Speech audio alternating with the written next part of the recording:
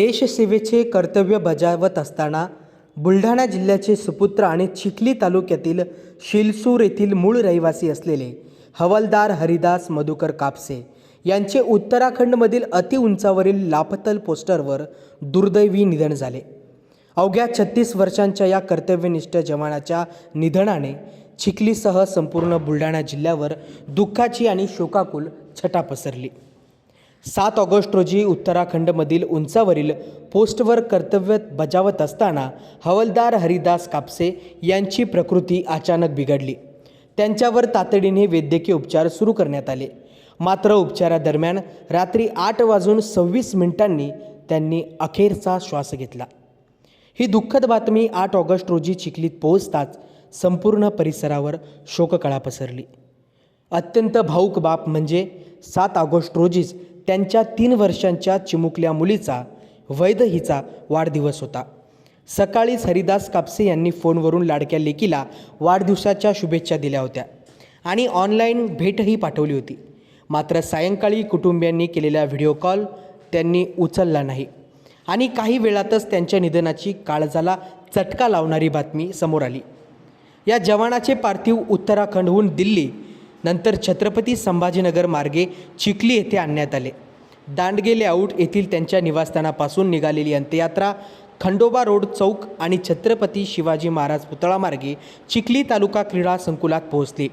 क्रीडा संकुल परिसरात शासकीय इतमामात त्यांच्यावर अंत्यसंस्कार करण्यात आले। यावेळी पोलीस प्रशासन, लोकप्रतिनिधी, माजी सैनिक आणि हजारो नागरिकांनी हवालदार कापसे यांना साश्रू नयनांनी भावपूर्ण श्रद्धांजली अर्पण केली। भारत माता की जय आणि हरिदास कापसे अमर रहे या जयघोषाने संपूर्ण परिसर दुमदुमून गेला होता। देशसेवेतील त्यांचा त्याग आणि समर्पण चिखलीकर व देशवासीय कायम स्मरणात ठेवतील।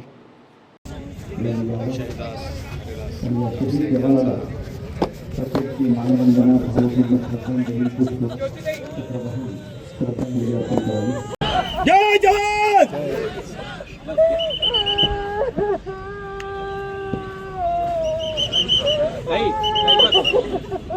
काही रडायचं नसतं आता।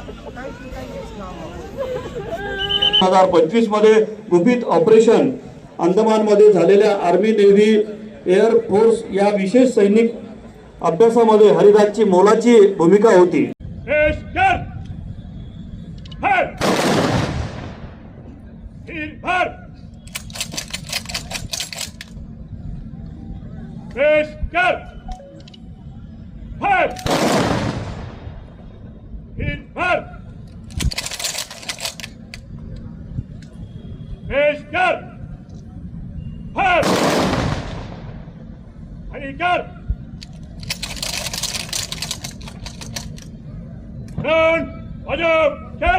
एक दो तीन रन वही लगे लगा एक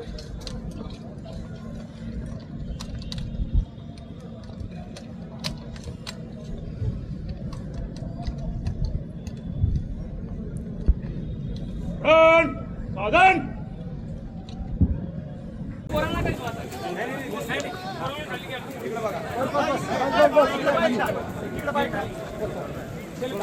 खाली घ्या, चला खाली घ्या बायाला।